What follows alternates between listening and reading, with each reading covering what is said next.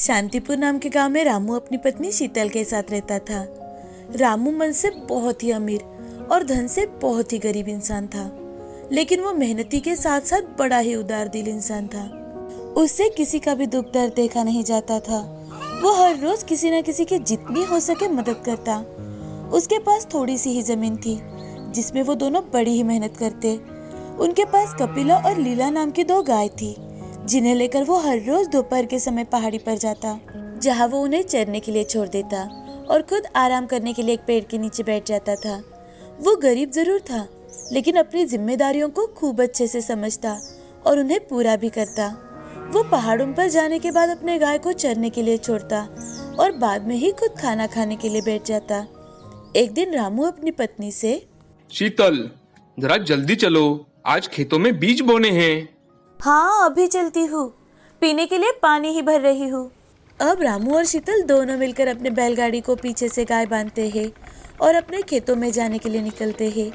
रामू हमेशा ही उन्हें नदी में लेकर जाता, अच्छे से धोता, साफ सुथरा करता और फिर उन्हें हरा चारा खिलाने के लिए पहाड़ी पर लेकर जाता। एक दिन की बात है, हर रोज की तरह रामू पहाड़ी पर चला जाता है। वहाँ उसकी एक गाय कुछ दूरी पर खड़ी रहकर अपना दूध बहाने लगती है, जिसे देख रामू को कुछ भी समझ में नहीं आता। वो रात के वक्त घर आता है तो शीतल उससे, अजी, आज आपको हर रोज से ज्यादा देर हो गई, कहाँ फंस गए थे आप? जल्दी से हाथ मुंह धोकर आइए, अभी गर्मा गर्म खाना परोसती हूँ आपको। शीतल, शीतल, सुनो तो, आज क्या हुआ है पता है तुम्हें? तुम्हें सुनकर विश्वास ही नहीं होगा। मुझे खुद अभी तक कुछ समझ में नहीं आ रहा। अब रामू शीतल को सारी बात बताता है तो शीतल रामू से, ये क्या कह रहे हैं आप? ये कैसे हो सकता है? तो क्या आज गाय ने दूध ही नहीं दिया? वही तो शीतल, तुम्हें वही तो बता रहा हूँ, कपिला ने आज दूध ही नहीं दिया। कोई बात नहीं, कोई समस्या होगी गाय को, चलिए कल देखते हैं। ऐसा कहकर शीतल और रामू खाना खाकर सो जाते हैं। सुबह हर रोज की तरह दोनों खेतों में चले जाते हैं।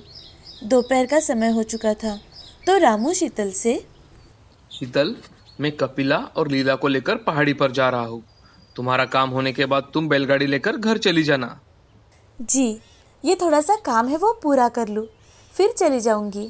रामू कपिला और लीला को लेकर हमेशा की तरह पहाड़ी पर चला जाता है तो वो आज फिर वही देखता है।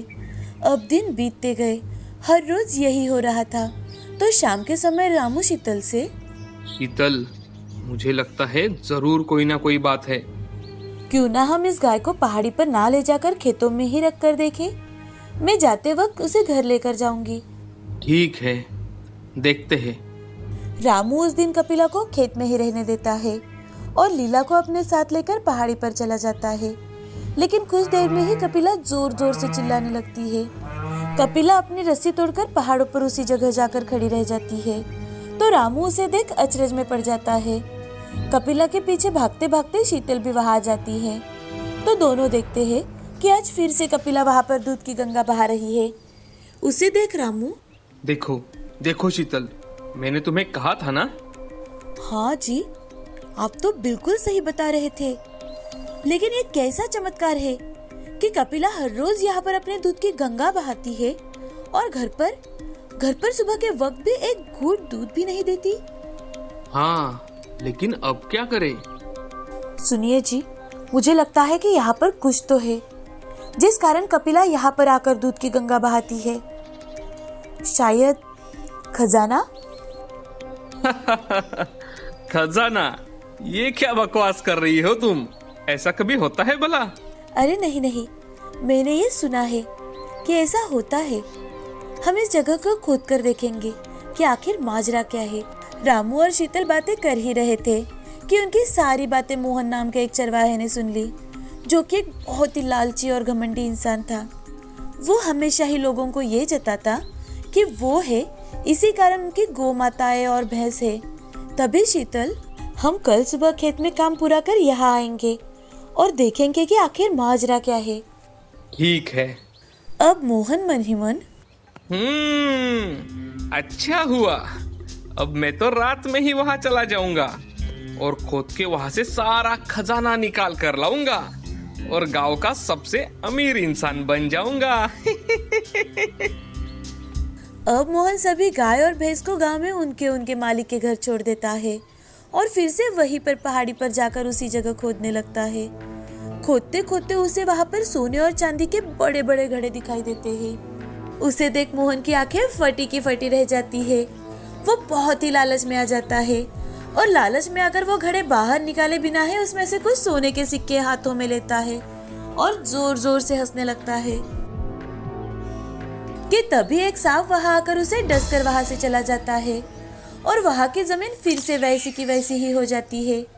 अब दूसरे दिन सुबह जल्दी ही सारे गांव में ये खबर फैल जाती है।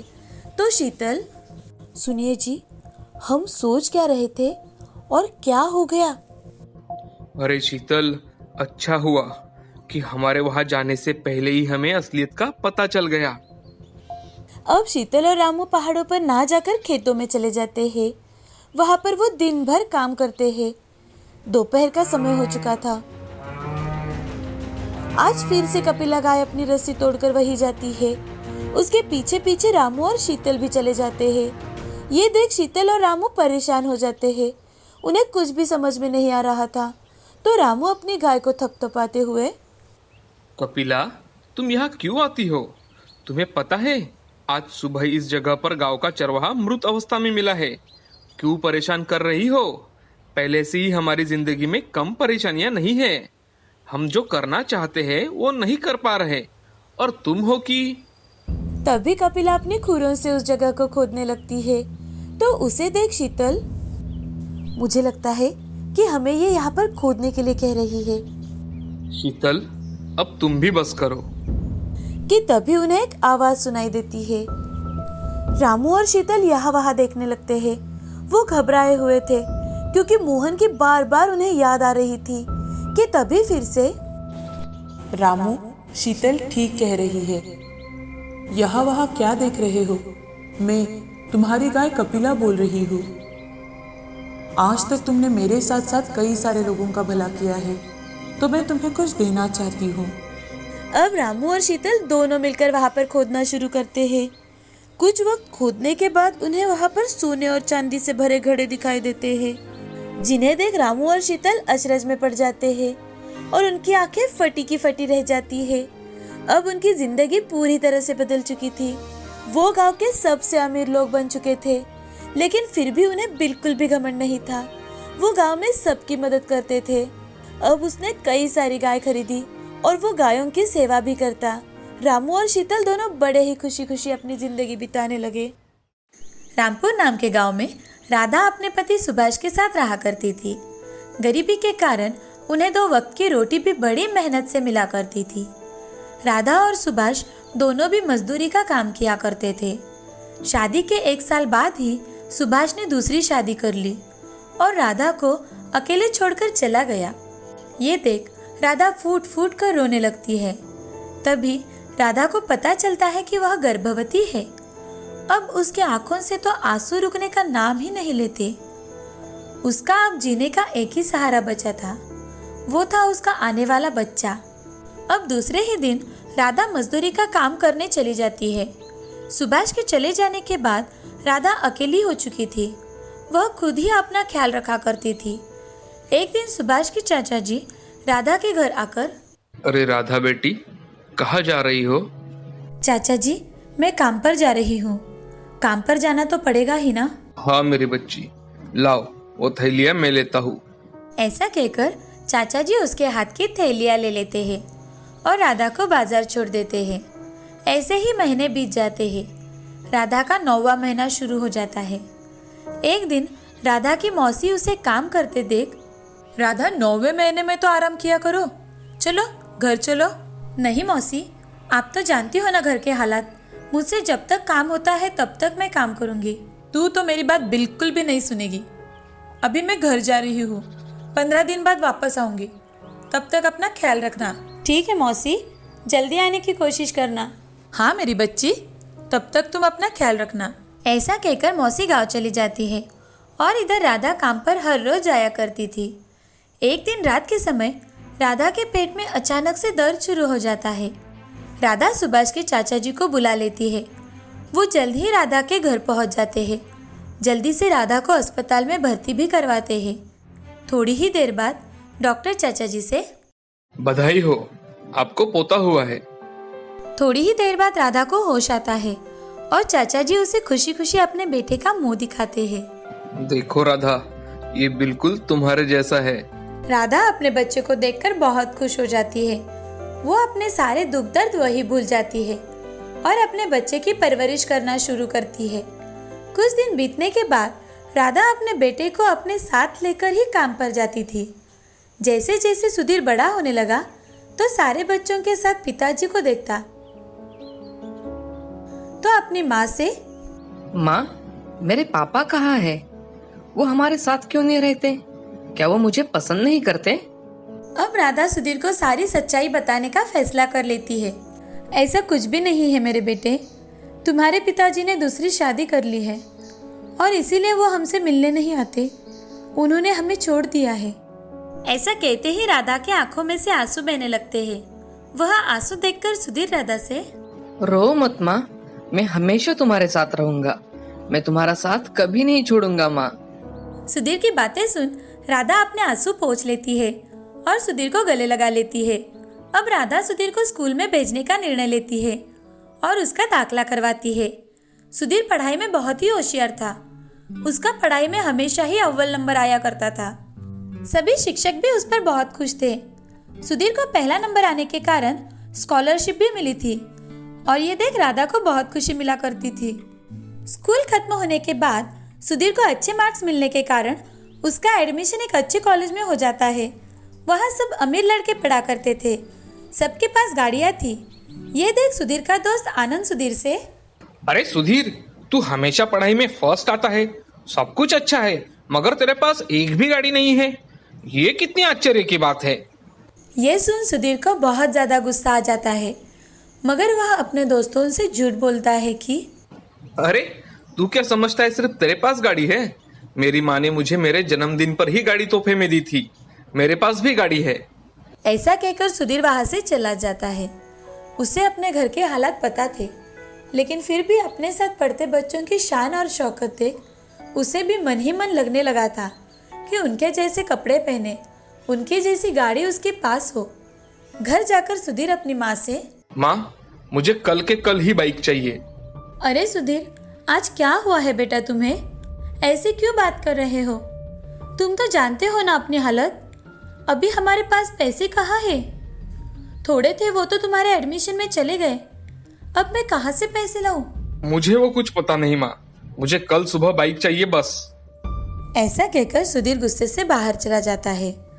तभी राधा मन ही मन, सुधीर को मैं कैसे समझाऊं कि मेरे पास पैसे नहीं हैं? लेकिन आज तक मेरे बेटे ने मुझसे कुछ भी नहीं मांगा। आज पहली बार उसने मुझसे कुछ मांगा है। मुझे उसे गाड़ी लेकर तो देनी ही होगी। ऐसा सोचकर राधा ने कुछ पैसे अपने सुख दुख के लिए जोड़े रखे थे। वो देखे उनमें कुछ पैसे कम पड़ रहे थे। अब उसने गांव के सरपंच जी से मदद मांगने का विचार किया। राधा सरपंच जी से, मालिक, मुझे कुछ पैसे चाहिए थे, थोड़ी जरूरत है। कितने पैसे चाहिए थे तुम्हें राधा? एक गाड़ी आ जाए उतने ही पैसे चाहिए थे। मैं आपके पैसे थोड़े थोड़े करके चुकता कर दूंगी। गाड़ी सुधीर के लिए ठीक है, लेकिन राधा, अगर नई गाड़ी लेने के बजाय तुम पुरानी गाड़ी खरीदोगी तो तुम्हारे पैसे बच जाएंगे।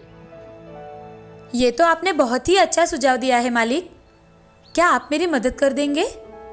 ऐसा कहकर सरपंच जी राधा के हाथों में पैसे रख देते हैं और उसे गाड़ी खरीदने में भी मदद कर देते हैं। दूसरे दिन सुबह सुधीर उठते ही राधा उसके हाथों में गाड़ी की चाबी रख देती है।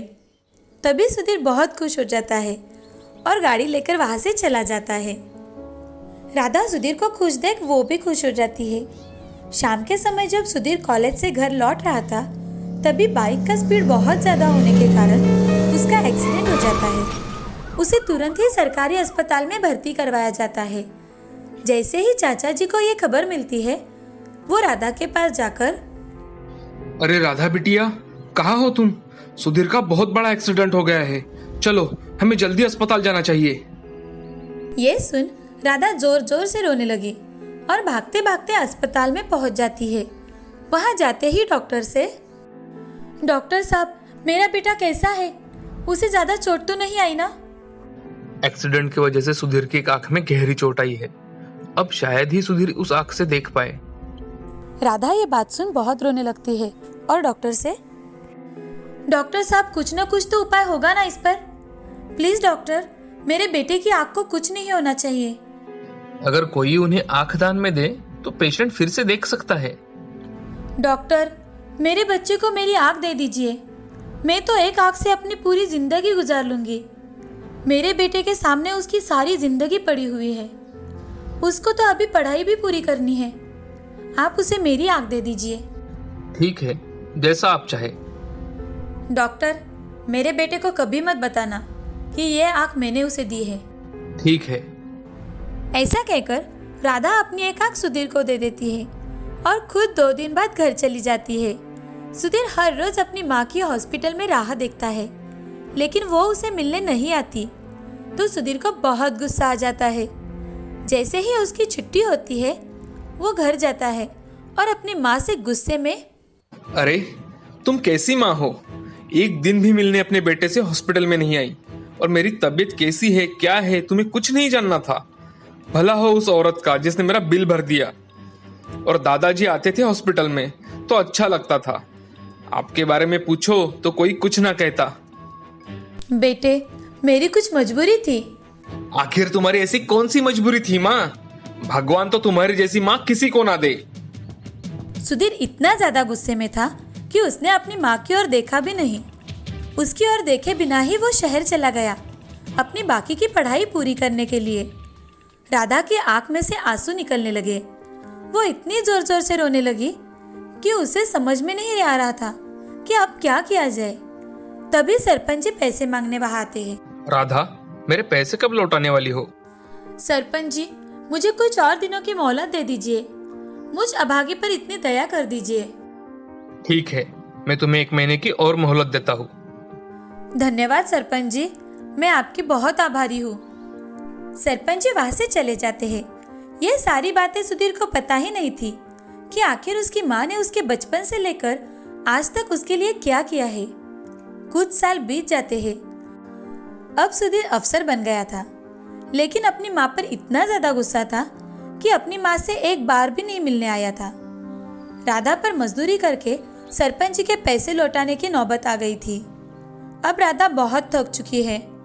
एक दिन अचानक से उसे पता चलता है कि उसका लाडला बेटा एक अफसर बन गया है और सरपंच जी ने उसे अपने गांव बुलाया है। वह दौड़कर वहां चली जाती है।